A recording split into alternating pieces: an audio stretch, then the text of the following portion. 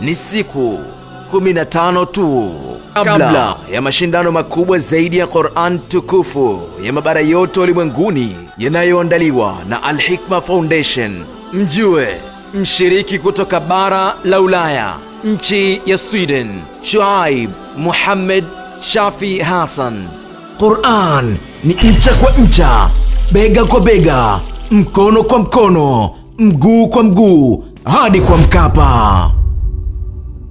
Mashindano haya yapo chini ya udhamini mkuu wa benki ya PBZ Ikhlas.